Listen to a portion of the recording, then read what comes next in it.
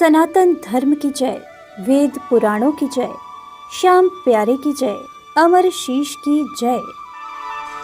श्याम प्रेमियों, इस कलयुग में भगवान की सबसे बड़ी भक्ति भगवान की सत्य कथाओं का श्रवण और गायन ही है।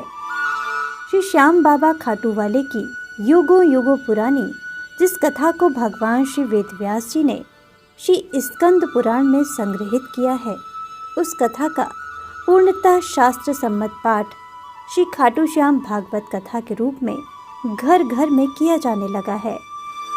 भीम पौत्र घटोत्कच नंदन माँ मौरवी के लाल के इस पाठ को सुनने और पाठ करने वाले लाखों श्याम प्रेमियों की धर्म, अर्थ, काम और मोक्ष संबंधित सभी मनोकामनाएं चमत्कार पूर्वक श्री श्याम बाबा खाटू वाले तत्काल पूरी कर रहे हैं।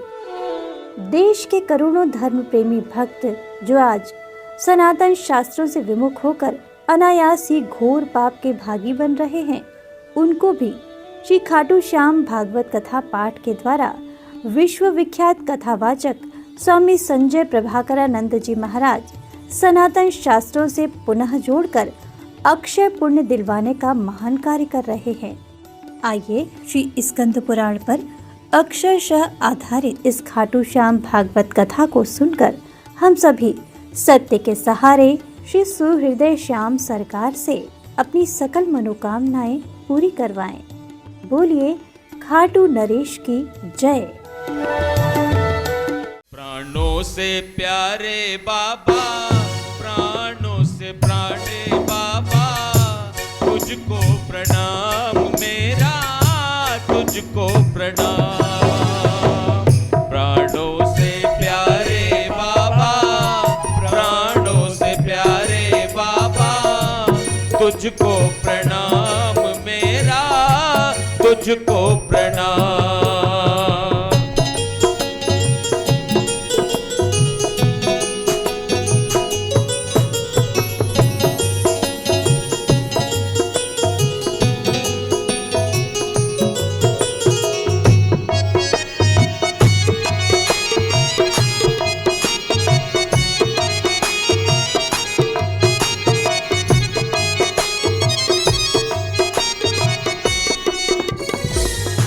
ज्योति जलाऊं तेरी धुल जाए मन मेरा, ज्योति जलाऊं तेरी धुल जाए मन मेरा।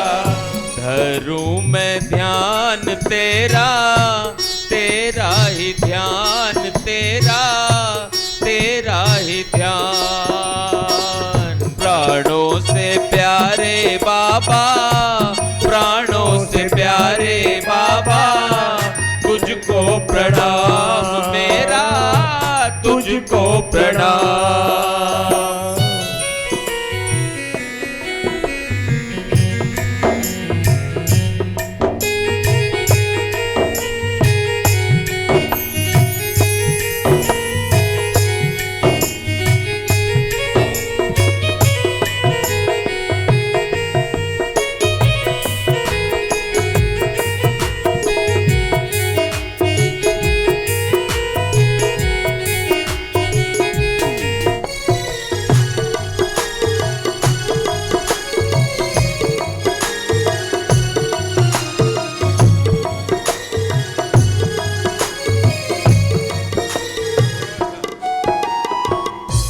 दिन चाहे रात होए, सुबह चाहे प्रात होए, दिन चाहे रात होए, सुबह चाहे प्रात होए।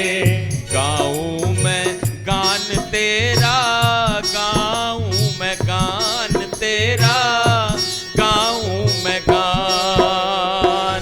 प्राणों से प्यारे बाबा, प्राणों से प्यारे गुरुवर, तुझको प्रणाम मेरा, तुझको प्रणाम। प्राणों से प्यारे बाबा, तुझको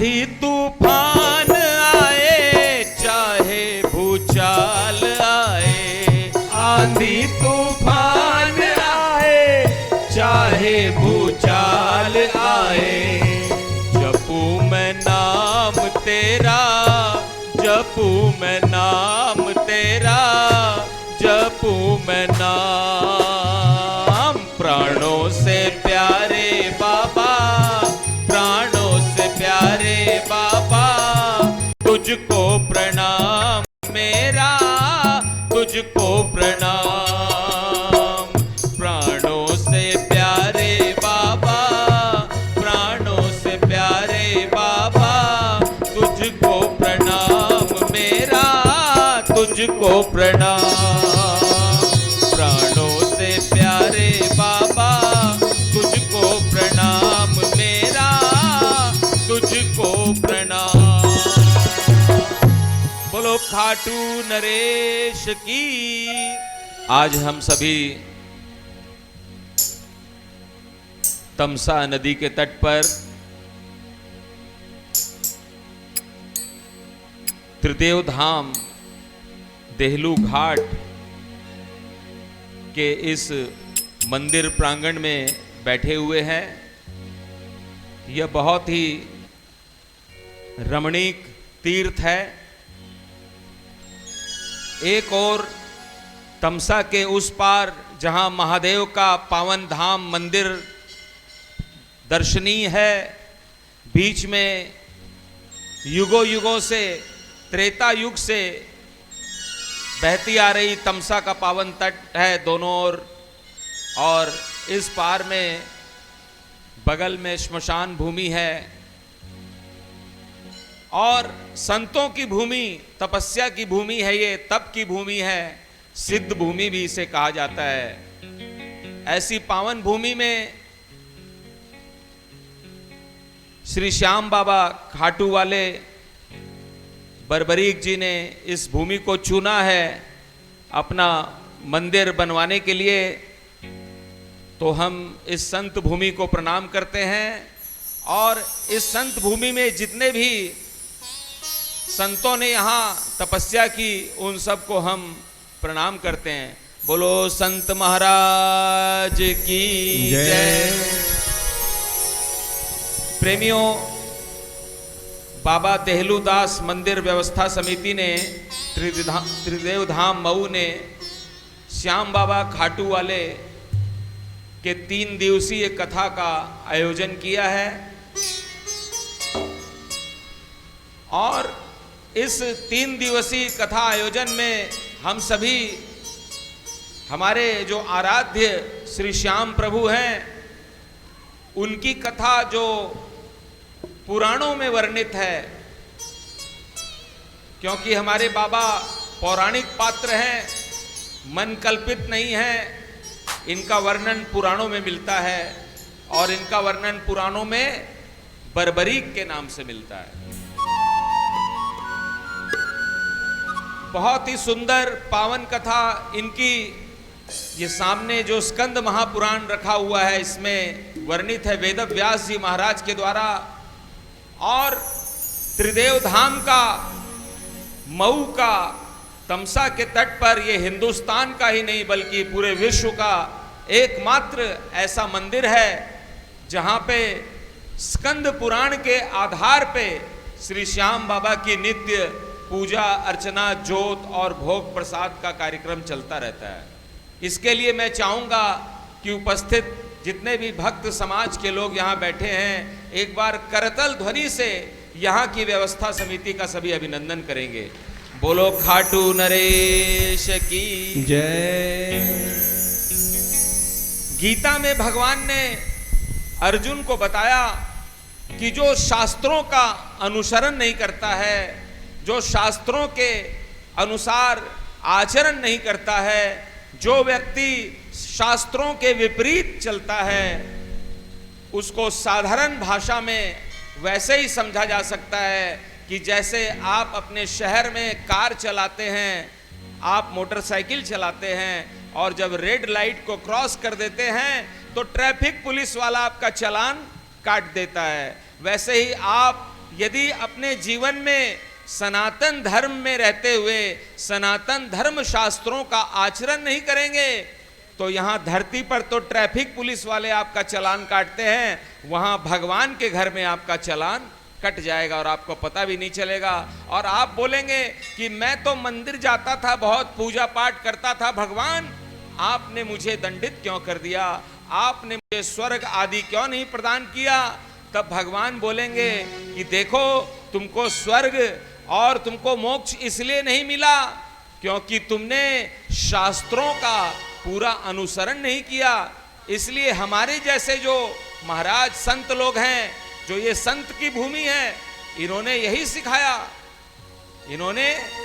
सिखाया कि शास्त्रों का आचरण करना चाहिए, शास्त्रों के अनुसार देवी देवताओं का पूजन करना चाहिए और उन्हीं देवी देवताओं का, भक्तों का पूजन भजन करना चाहिए जिनका हमारे वेदों में और पुराणों में उल्लेख है।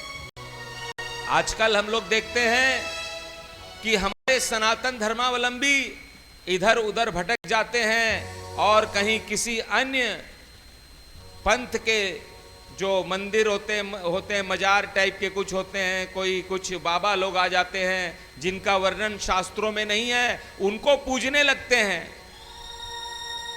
हमारे सनातन धर्म में इतने 33 कोटि देवी देवता हैं।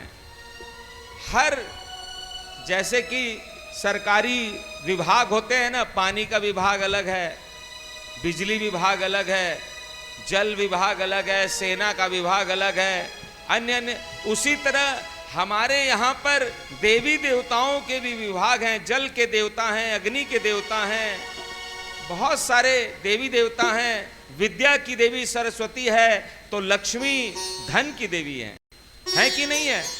तो जब हमारे सनातन धर्म में इतनी व्यवस्था है तो गीता में जो भगवान श्री कृष्ण ने कहा अर्जुन से कि हमें शास्त्र के अनुसार चलना चाहिए, तो हमें हमारे शास्त्रों में जिन देवी देवताओं का वर्णन मिलता है उन्हीं का पूजन भजन करना चाहिए। बोलिए श्याम प्यारे की जय। तो इसी प्रकार से हमारे जो श्याम बाबा खाटू वाले हैं, इनका वर्णन पुराणों में मिलता है। और जब बड़े बड़े विद्वानों ने, बनारस के विद्वानों ने, काशी के विद्वानों ने, मथुरा वृंदावन के विद्वानों ने अध्ययन किया, दिल्ली के विद्वानों ने, राजस्थान के विद्वानों ने देखा कि हमारे श्याम बाबा का वर्णन किस पुराण में मिलता है, तो पाया कि वर्तमान समय में जो स्कंद महापुराण है, जिसकी चर्चा पूरी भारत में ही नहीं पूरी दुनिया में हो रही है, उसमें हमारे बाबा का वर्णन है। अब आप बोलेंगे कि स्कंद पुराण की चर्चा पूरी दुनिया में कैसे हो रही है, तो मैं कह रहा हूं आज यदि किसी 18 पुराणों में से सर्वाधिक किसी पुराण की चर्चा है तो वो स्कंद पुराण की चर्चा हो रही है। क्योंकि प्रेमियों, राम का मंदिर जो अयोध्या में बन रहा है, उस मंदिर में जब विवाद हो गया तो सुप्रीम कोर्ट के जज ने कहा कि सनातनियों से, हिंदुओं से कि आप कैसे सिद्ध कर सकते हैं कि राम का जन्म अयोध्या में उसी स्थान पर हुआ था। तो हमारे चित्रकूट के आदरणीय स्वामी राम भद्राचार्य, जो कि प्रज्ञा चक्षु है, आप लोग टीवी पे देखते होंगे, जिनको दिखता नहीं है, उन्होंने बोला मैं बता सकता हूं। और एक जिनको संत जिनको दिखता नहीं है, उनको दिल्ली सुप्रीम कोर्ट में लाया गया और जज के सामने उन्होंने स्कंद पुराण खोला और बोला कि जज साहब, आप ये मानते हैं कि स्कंद पुराण आपने या हमने नहीं लिखा, हजारों लाखों साल से चला आ रहा है? बोला हाँ। तो बोला इसके इतने नंबर अध्याय में, इतने नंबर पेज के, इतने नंबर श्लोक में देखिए, आप पढ़िए, लिखा हुआ है कि अयोध्या में सरजू से इतनी दूरी पर, इतने दाएं, इतने बाएं, इतने ऊपर, इतने नीचे में राम लला का जन्म हुआ था। और फिर सुप्रीम कोर्ट के जज ने बोला कि बिल्कुल सनातनी लोग बिल्कुल सही बोलते हैं कि राम का जन्म अयोध्या में इसी स्थान पर हुआ था। बोलिए सियावर रामचंद्र भगवान की जय। तो सुप्रीम कोर्ट में राम जी का केस किस पुराण से जीता गया? ये स्कंद पुराण से जीता गया। और आज जो काशी विश्वनाथ का जो केस लड़ा जा रहा है और आज जो मथुरा वृंदावन का केस लड़ा जा रहा है, उसमें स्कंद पुराण के ही श्लोकों का आधार दिया गया है। उसमें एड्रेस लिखा हुआ है कि इस स्थान पर कृष्ण का जन्म हुआ था, इस स्थान पर काशी विश्वनाथ का मंदिर है। अब तो वो वहां पे जांच चल रही है, वैज्ञानिक तरीके से शोध हो रहे हैं, क्योंकि आज का जो विज्ञान है, आज के जो लोग हैं, बोलते हैं हम लोग लिखा हुआ नहीं मानेंगे, लेकिन उनको तब मानना पड़ता है जब जो लिखा हुआ है वही शोध के निष्कर्ष में अंत में परिणाम के रूप में आता है। तो हमारे श्याम बाबा खाटू वाले जो हैं, बर्बरीक जिनका नाम है, उनका इतिहास, उनकी समस्त बाल लीलाओं का और उनकी समस्त लीलाओं का उल्लेख ये स्कंद पुराण में लिखा हुआ है। और इसमें जो लिखा हुआ है उसी को आज हम लोग यहाँ आरंभ कर रहे हैं। प्रेमियों, जब भी कोई कथा आरंभ होती है तो सबसे पहले शिव जी को मनाया जाता है, क्योंकि शंकर भगवान जो हैं वो देवादिदेव महादेव हैं। और किसी भी भागवत में, राम कथा में, अन्य किसी भी देवी पुराण का भी जब गायन होता है तो सबसे पहले शिव जी के विवाह का वर्णन किया जाता है। तो आइए हम लोग शिव विवाह की पूरी कथा तो नहीं गाएंगे यहाँ पर, फिर कभी जब 7 दिन की कथा करेंगे तब करेंगे। तो सबसे पहले हम लोग शिव जी को मनाते हैं और शिव जी का एक भजन गाते हैं। बोलो शंकर भगवान की जय।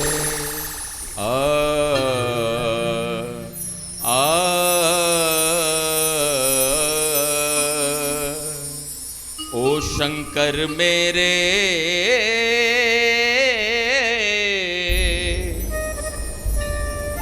कब होंगे दर्शन तेरे। बोलो शंकर भगवान की जय। ओ शंकर मेरे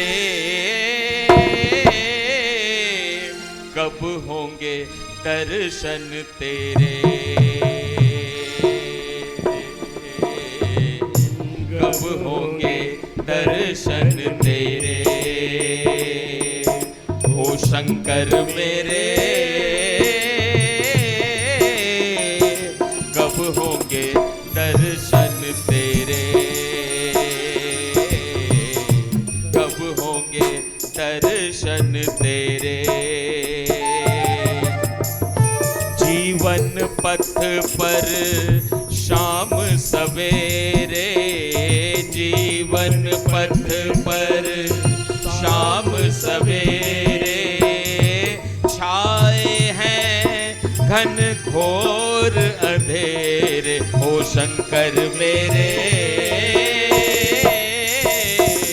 कब होंगे दर्शन तेरे,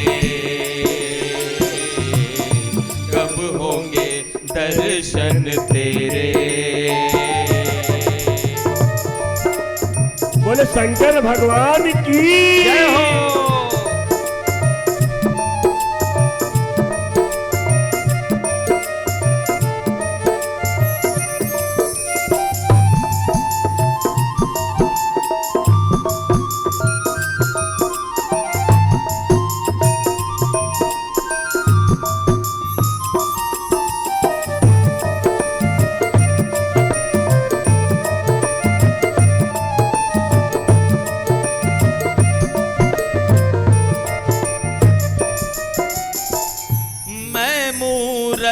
तू अंतर्यामी, मैं मूरख तू अंतर्यामी, मैं सेवक तू मेरा स्वामी, मैं सेवक तू मेरा स्वामी।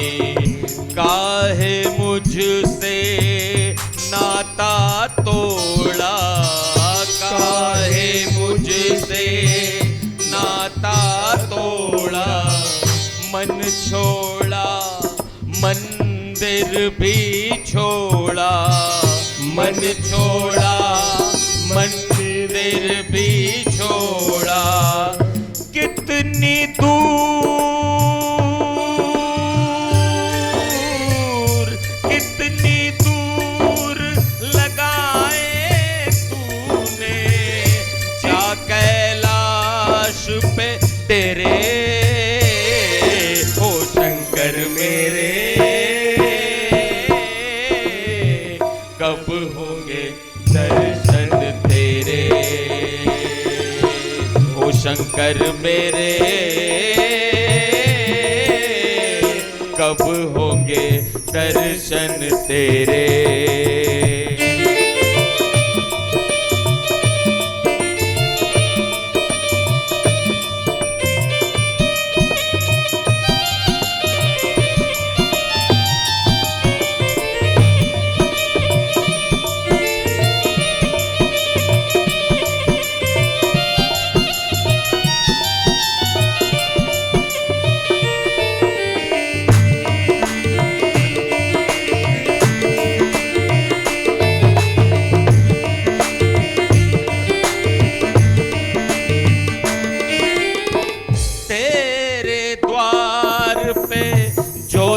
जगाते तेरे द्वार पे जोत जगाते, युग बीते तेरे गुण गाते, युग बीते तेरे गुण गाते।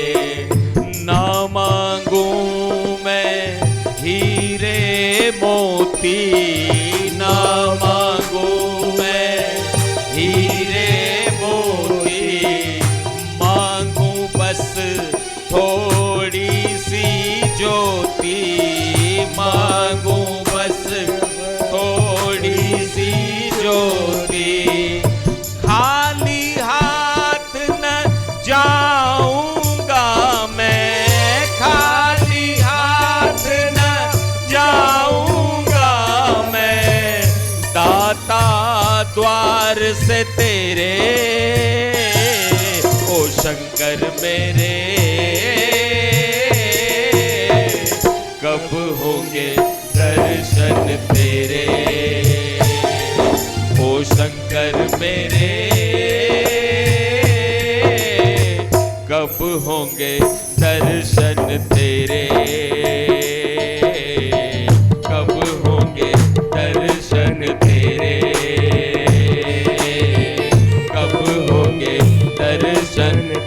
बोलो शंकर भगवान की, बोलिए शंकर भगवान की।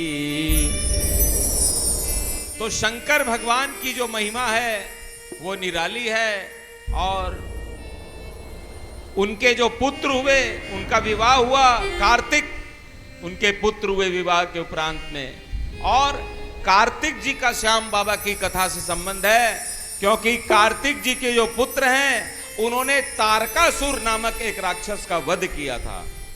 तारकासुर का वध कहां किया था? तो इस धरती पे एक तीर्थ है जो कि गुजरात में है, समुद्र के किनारे, वहां महिसागर संगम नाम का एक तीर्थ है। उस स्थान पर भगवान शिव के पुत्र ने, कार्तिकेय ने तारकासुर का वध किया था, और उसी स्थान पर हमारे बाबा बर्बरीक को भगवान कृष्ण ने तपस्या करने के लिए भेजा था। तो इस प्रकार से शिव कथा श्याम बाबा की कथा में इसलिए गाई जाती है क्योंकि उसका संबंध हमारे बाबा से मिलता है। प्रेमियों, जब भी कोई बड़ी कथा होती है तो भगवान के 24 अवतारों के नाम भी लिए जाते हैं। भगवान के 24 अवतार हुए हैं, भगवान नारायण के, विष्णु के, जैसे कि उनका राम अवतार है, कृष्ण अवतार है, नरसिंह अवतार है, ये जितने भी अवतार हैं इस तरह से 24 अवतार भगवान के हुए हैं। उसमें भगवान का 17वां नंबर जो अवतार है, 17th नंबर जो अवतार है वो वेदव्यास जी का अवतार है। और वेदव्यास जी कौन है?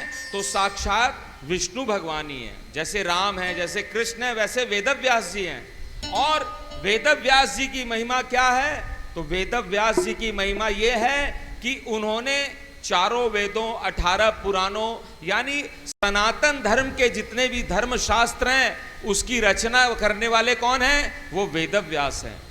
और जो गुरु पूर्णिमा का पर्व मनाया जाता है, आप लोग को पता होगा, गुरु पूर्णिमा भी गई है ना, सावन के आषाढ़ की जो पूर्णिमा होती है उसको गुरु पूर्णिमा कहते हैं। वो जो गुरु पूर्णिमा है वो उन्हीं गुरु वेद व्यास जी के जन्मदिन के उपलक्ष्य में मनाई जाती है। बोलो वेद व्यास जी महाराज की जय। और भगवान के अनेक अवतार हुए, उसमें एक अवतार जो कि 24 अवतार में नहीं आता है, उस अवतार का नाम है वस्त्र अवतार। भगवान ने कपड़े का रूप भी धारण करके अवतार ले लिया, और जब दुर्योधन दुशासन भरी सभा में द्रौपदी का चीरहरण कर रहे थे, तब भगवान कृष्ण ने वस्त्र का अवतार ले लिया और ऐसे करके वस्त्र बढ़ा दिया और द्रौपदी की लाज को बचा लिया। बोलो लाज बचाने वाले कृष्ण कन्हैया की जय। इस प्रकार जब कोई बड़ी कथा होती है तो उसमें राम कथा को भी गाया जाता है और कृष्ण कथा को भी गाया जाता है। आइए हम लोग राम कथा को 4 लाइन में गाते हैं। जय सिया राम जय जय सिया राम, जय रघुनंदन जय सिया राम, जय सिया राम जय जय सिया राम, जय हनुमंतन जय सिया राम। सिया राम की महिमा गाऊं, राम कथा की कथा सुनाऊं। आए राम एक दावन को, मारा सिंहित स्वर्ण हिरण को। हरि तभी रावण ने सीता, क्षण में राम कलप सम बीता। पक्षी राज ने प्राण गंवाए, वो सीता को छुड़ा न पाए। फिर समक्ष हनुमत को पाया, नर वानर मित्रता कराया। बाली वध कर सेतु बनाया, रावण वध कर सिंह ही छुड़ाया।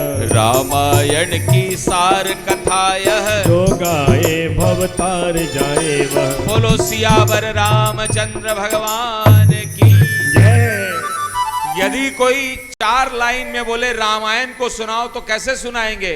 वही सुनाएंगे कि एक बार रामचंद्र जी जो हैं वो वन में गए और वहां पर स्वर्ण हिरण को मारा। किसके लिए मारा? सीता जी के लिए मार दिया। और फिर रावण ने सीता जी का हरण कर लिया, और जब सीता के बिना राम जी हो गए तो वो जो समय था राम जी के लिए बड़ा कष्टदायी समय था। लग रहा था कि एक एक क्षण एक एक कल्प के समान है, युग युग जैसे वियोग में जीते हैं, वैसे रामचंद्र जी एकदम निराश हो गए, उदास हो गए। और फिर सीता मैया को बचाने के लिए पक्षीराज जटायु ने अपने प्राण गंवा दिए, लेकिन वो सीता जी को छुड़ा नहीं पाए। फिर हनुमान जी मिल गए। बोलिए हनुमान जी महाराज की जय। और हनुमान जी जब मिले तो उन्होंने वानर जाति का परिचय मनुष्य जाति से करा दिया। राम और वानर एक हो गए, सुग्रीव से मिलवा दिया, और फिर बाली का वध किया, पुल बना दिया श्रीलंका तक जाने के लिए, और फिर रावण का वध करके सीता जी को छुड़ा दिया। यही तो राम कथा है।